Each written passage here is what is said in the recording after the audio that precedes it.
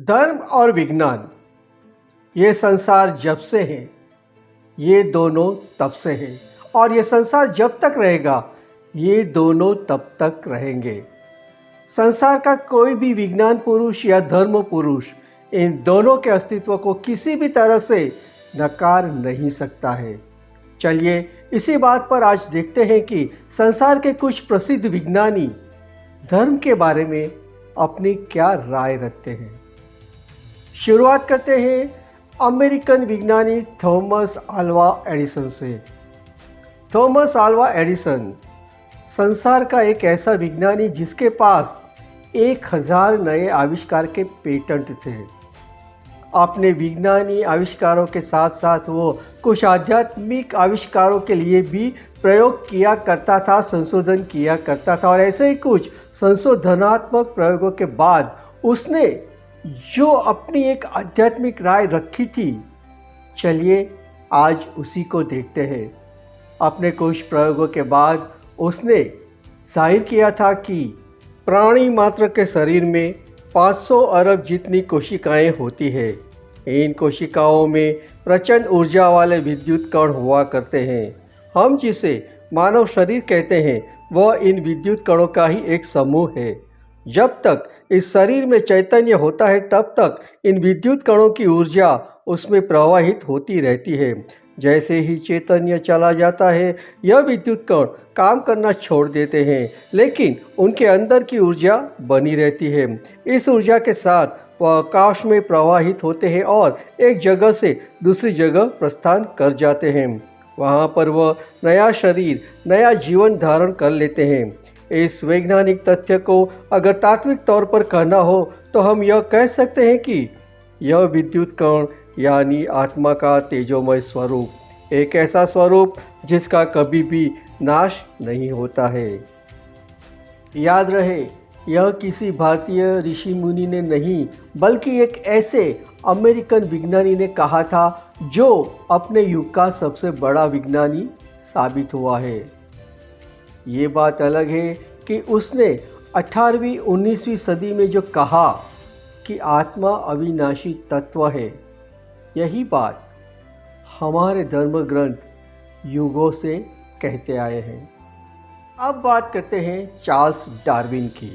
उत्क्रांतिवाद की खोज यानी कि मानव का अस्तित्व वानर के अस्तित्व में से बना है, यह चार्ल्स डार्विन की खोज वास्तव में हमारे भारतीय धर्म ग्रंथों की 84 लाख तरह के योनि के जीव होने की जो मूलभूत थियरी, जो मूलभूत सिद्धांत था, उसी पे आधारित थी। पहले छोटा जीव, फिर उससे बड़ा, फिर उससे बड़ा, फिर उससे बड़ा, बाद में बड़ा बड़ा बड़ा होते हुए वो वानर बना और वानर में से मानव बना। ये खोज वास्तव में पंचेंद्रिय जीव, एकेंद्रिय से पंचेंद्रिय जीवों की जो भी हमारी भारतीय सैद्धांतिक बातें थी, धार्मिक बातें थी, उसी का वैज्ञानिक तथ्य बनाने की उसमें कोशिश की गई थी।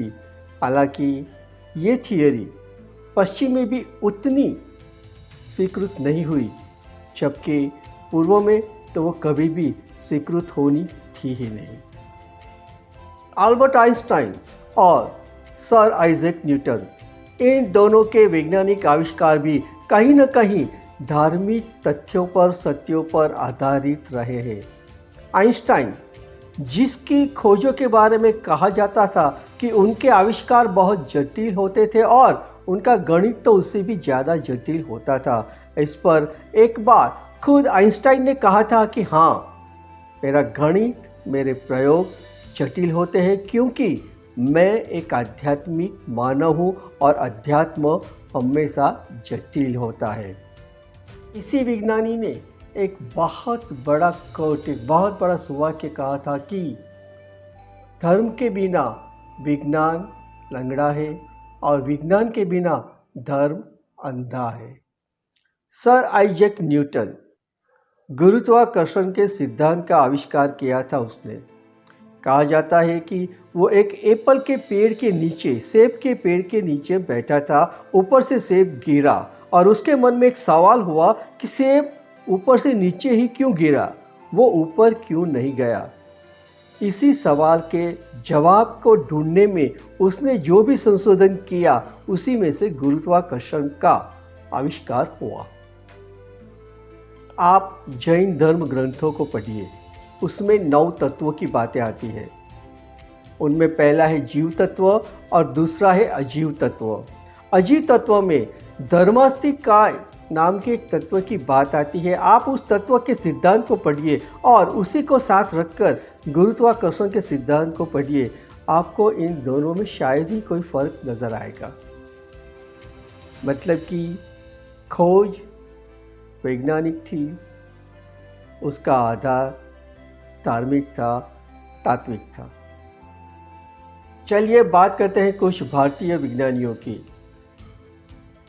सर जगदीश चंद्र बोस, उनकी तो हर एक बात में कहीं न कहीं विज्ञान के साथ धर्म जुड़ा हुआ रहता था, अध्यात्म जुड़ा हुआ रहता था। उनकी ये खोज कि वनस्पति में भी प्राण है, वास्तव में इसी धार्मिक मान्यता पर आधारित थी कि वनस्पति में जीव होता है, वनस्पति सजीव तत्व है।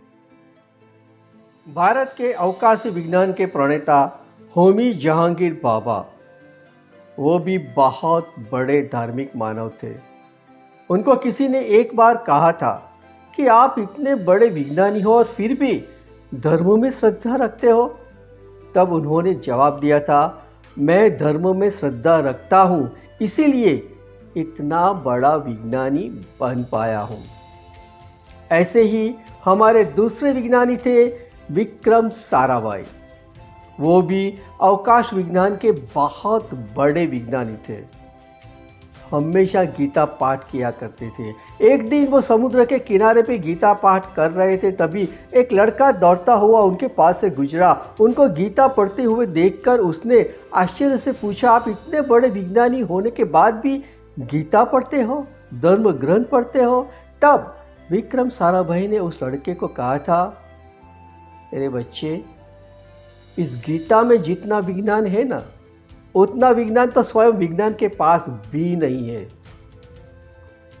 इस बात को सुनकर उस लड़के को गीता में रुचि जगी। उसने गीता का अभ्यास किया और आगे चलकर वो लड़का खुद भी एक विज्ञानी बना, और वो भी सामान्य विज्ञानी नहीं, अणु विज्ञानी डॉक्टर एपीजे अब्दुल कलाम। एक विज्ञान पुरुष एक धर्म पुरुष भी हो सकता है। ये अगर आपको देखना हो तो आपको अब्दुल कलाम को देखना चाहिए। ये एक ऐसा विज्ञानी था जो आगे चलकर अपने देश का राष्ट्रपति भी बना और सबसे सम्माननीय राष्ट्रपति बना। एक बहुत बड़ा विज्ञानी जो धर्म में भी बहुत श्रद्धा रखता था, उसके एक सहायक ने ही एक बार उससे पूछ लिया, आप इतने बड़े विज्ञानी हो, आप जानते हो कि विज्ञान अपनी हर एक बात को प्रयोगों से साबित करके दिखाता है, जबकि धर्म किसी भी बात को साबित नहीं करता है। वो सिर्फ और सिर्फ केवल और केवल श्रद्धा के आधार पर ही अपनी बातें रखता है। फिर भी आप इतने बड़े विज्ञानी होकर भी धर्म में श्रद्धा रखते हो, क्यों? तब उस विज्ञानी ने कहा था, मेरे मित्र, विज्ञान की विश्वसनीयता यह है कि वो अपनी हर एक बात को साबित करता है, और धर्म की सबसे बड़ी महानता यह है कि उसे कुछ भी साबित करने की कोई आवश्यकता कभी पड़ती ही नहीं है, क्योंकि श्रद्धा से बड़ा कोई बल नहीं है, श्रद्धा से बड़ा कोई सबूत नहीं है, कोई साबिती नहीं है। दोस्तों, आज भी जर्मनी के कई विज्ञानी अपने हाथ में, अपने सामने धर्म ग्रंथ रखकर वैज्ञानिक संशोधन करते हुए दिखाई देते हैं। एक विज्ञानी के सामने धर्म ग्रंथ हो और वो उस धर्म ग्रंथ से वैज्ञानिक आविष्कार के लिए आधार ढूंढ रहा हो, यही साबित करता है कि धर्म और विज्ञान दोनों एक दूसरे से अलग नहीं है, बल्कि दोनों एक दूसरे के लिए ही बने हुए हैं। ये हमें समझना होगा, इसका हमें स्वीकार करना होगा। याद रहे, धर्म और विज्ञान अलग अलग सिक्के नहीं हैं। जिनका मोल अलग अलग हो, बल्कि ये दोनों एक ही सिक्के के दो पहलू हैं और एक ही सिक्के के दो पहलुओं का मोल अलग अलग हो, ऐसा बिल्कुल नहीं होता है। इन दोनों का मोल बिल्कुल एक सा ही होता है और इसी तरह धर्म और विज्ञान दोनों का मोल बिल्कुल एक सा ही है। ये दोनों एक ही डाल के दो पंछी हैं। ये दोनों जितना साथ साथ उड़ेंगे उतना ही नान के आकाश की ऊंची से ऊंची उड़ान को बेहतर से बेहतर सिद्ध करते रहेंगे। याद रखिएगा। उम्मीद है यह वीडियो आपको पसंद आया होगा। इसे लाइक कीजिए, शेयर कीजिए और अगर अब तक हमारी चैनल को आपने सब्सक्राइब नहीं किया है तो बेल आइकन के साथ सब्सक्राइब कर दीजिए। अभी और भी बहुत कुछ है हमारे पास आपके लिए। Thank you for watching the video. Keep watching. मिलते हैं अगले वीडियो में एक नए अध्याय के साथ। तब तक के लिए शिवरात्रि। जय हिंद।